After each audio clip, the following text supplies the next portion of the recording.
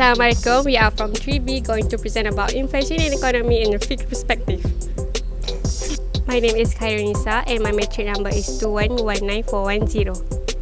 My name is Nur Adiwa and my metric number 2119160. My name is Haris Rahmani, metric number 2118521. My name is Hana and my metric number is 2119338. And my name is Wanurul Atira and my metric number is 2110820. Based on the topic we talked through and some questions arise and need to be discussed, and the question is: first, is inflation bad? Second, how does inflation affect the poor? Third, what is inflation from an Islamic perspective? Fourth, is there any hadith that talk about inflation? And the last one is: how does Islam solve the problem of inflation? Now we need to know the definition of inflation. So what is inflation? Inflation is the decline of purchasing power of a given currency over time. A quantitative estimate of the rate at which the decline in purchasing power occurred can be reflected in the increasing of an average price level of a basket of selected goods and services in an economy over some period of time. What is a basket of goods? The Consumer Price Index (CPI), a common measure of inflation, measures the price change over time for a basket of goods and services. The basket is representative of consumer spending pattern, and the change in its price represents the rate of inflation faced by consumers as a whole. The rise in prices, which is often expressed as a percentage, means that a unit of currency effectively buys less than it did in the prior periods. Inflation can be contrasted with deflation, which occurs when the purchasing power of money increases and the price declines. We move to the first question: is inflation bad? Inflation is and has been a highly debated phenomenon in economy. Even the use of the word inflation has different meanings in different contexts. Many economists, business people, and politicians maintain the moderate inflation level are needed to derive consumption, assuming that higher levels of spending are crucial for economic growth. Inflation impacts negatively on economic system in four ways that all interconnected. The so-called inflation tax diminishes the purchasing power of the money unit. People's motivation to hold money and other assets denominated in the money unit is reduced as they anticipate greater deterioration. While there may be some short-term benefit, the long-term repercussions are unquestionably adverse. Next, the rate of inflation over time often surprises people, resulting in individuals and businesses having different levels of purchasing power that they anticipated. The surprise can be pleasant or unpleasant. For example, if prices rise faster than predicted, economic entities, for instance, households and firms that owe money will be pleased, while those who own money will be dissatisfied.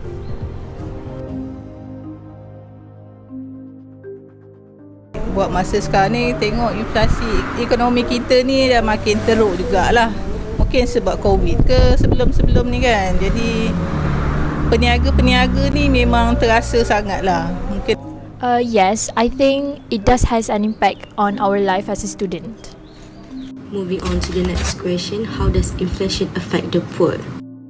It does affect the poor because without a doubt, the inflation negatively impacts the poverty-stricken level of the society due to the fact that poor households hold a little or no liquid wealth. They use their entirety of their earnings on basic necessities and make ends meet, even though small increases in prices have strong implications for their consumption. This will create poverty traps. To be clear, it is when a child grows up in poverty, eats low quality food and is forced into dreadful living conditions, suffers a disadvantage in education and skills, struggles to find work and fails to escape poverty only to start a family of their own. They don't have a lot of purchasing power and their access to financial markets is limited. As a result, relying on debt from unofficial markets is a very common practice for them. They usually come from unofficial markets to meet basic requirements. They also lack the ability to save, which means they cannot use their money to maintain their spending habits or invest in index financial instruments to protect their assets value. In general, it refers to an increase in the price of a basic food item over its previous price. Food inflation may not have a significant impact on the wealthy, but it has a negative impact on the poor. People may not be able to consume enough food and may go hungry. Food inflation is extremely volatile because whether supply and demand in the agricultural industry all fluctuate. Agriculture prices are a source of volatility. To achieve our goal SDG 2, zero hunger, all parties must work together to end the crisis. By 2030, the main goal of the SDG is to eliminate hunger and ensure that all people, particularly the poor and those in vulnerable situations, including infants, have to access to safe, nutritious and sufficient food throughout the year. Food is a basic necessity and no one should have to worry about being able to afford it. In Islam, it is forbidden to discriminate, especially against the fuqara, which mean the poor, and masakin, which mean the needy. Inflation, on the other hand, clearly opposes this idea as it victimizes minorities. People who already are unfortunate are forced to go through even more hardship. Besides, it is the reason zakat is one of the 5 pillars of Islam. Zakat should be included in Muslim society. Social work contributes to poverty reduction and general development strategies by providing knowledge. They can play a significant role in drawing a distinction between these two in wealth redistribution in order to enable and empower the poor to become more self-sufficient as well as to earn money.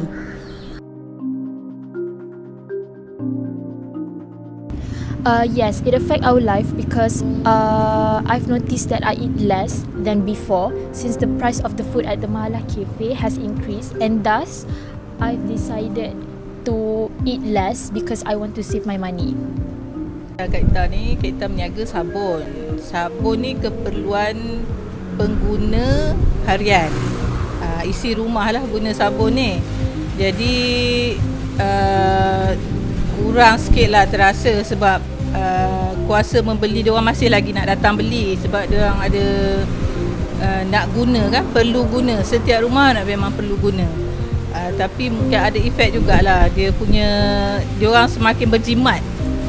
Jadi dalam So now, let's move on to the next question. What is inflation from an Islamic perspective? In an Islamic system, the inflation rate should be lower because debt financing is replaced by equity financing and wasteful consumption is severely discouraged and everything else remain the same. Besides, demand and supply have an important role in determining pricing in both traditional and Islamic economic systems. Indeed, Islamic thinkers recognized the role of demand and supply in inflation many centuries ago. Aggregate demand and supply are influenced by both fiscal and monetary policies. As a result, they have the potential to create a long-term price increase.